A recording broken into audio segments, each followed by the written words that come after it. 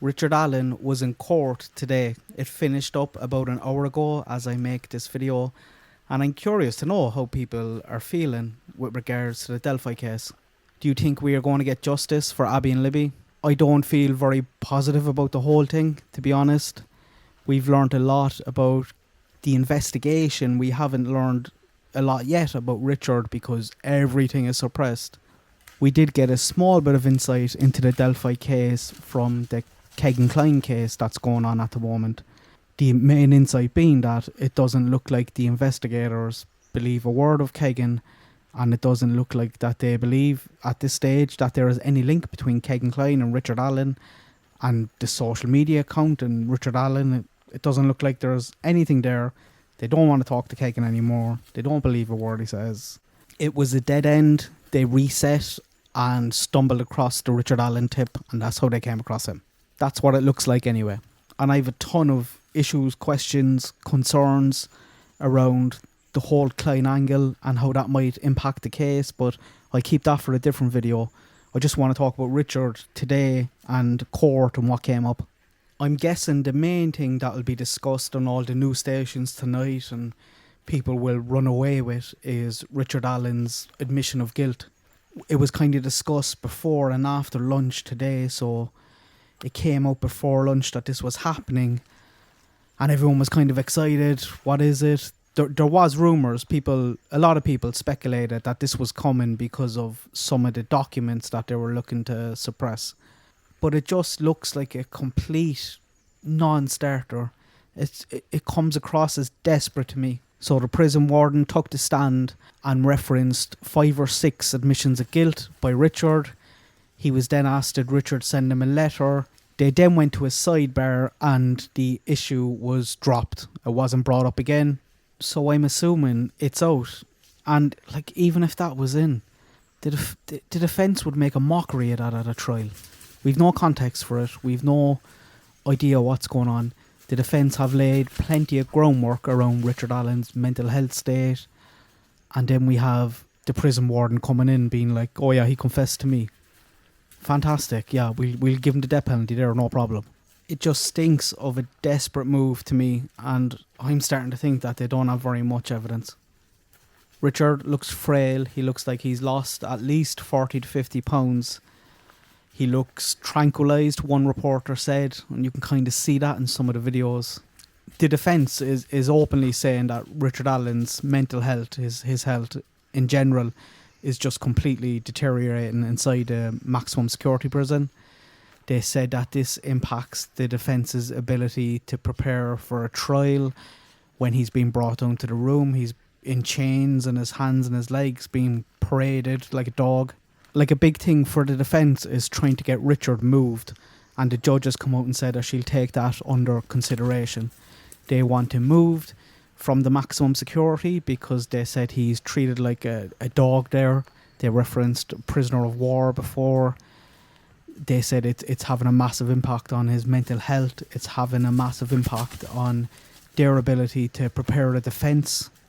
And then the most shocking thing of the day, one of the defence's interns took the stand and said, like, this should be the main headline from today, but it's probably going to be Richard's so-called confession. She took the stand and said that in 3 of the 4 meetings, so in 75% of the meetings that they've had with Richard, the meetings were recorded by someone, not them. So in the room, a video camera was set up and was recording. They were recording Richard talking to his attorneys. A clear breach. Like, it's just so dodgy. Everything the prosecution is doing in this case, it just feels like they're going to completely mess it up. I don't think we've heard the last of that if that happened. That's just shocking. They're risking the whole case just being chucked out. The main thing that I was kind of looking forward to today was the suppression hearing on the unspent bullet. I think that's going to be very, very important. It's a controversial topic at the moment in all courts over in the States, and that didn't even happen. The suppression hearing is going to be rescheduled for another day. The judge said that a Frank's hearing notice must be filed before she even schedules a new date for the suppression hearing.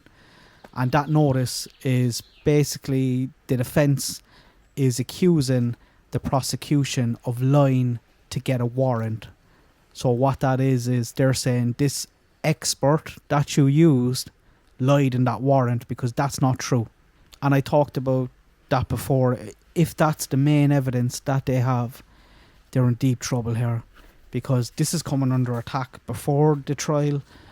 If it gets through to the trial, it's going to come under relentless attack again. It's just not very good if they don't have anything else. The judge said a lot of documents that were sealed will be unsealed next week. They'll be listed on, I think she said, a public website, so anyone can go in and download them. The judge said she'll consider in the next few days the motion to move Richard Allen to the Cross County Jail from the maximum security prison. I hope just move him.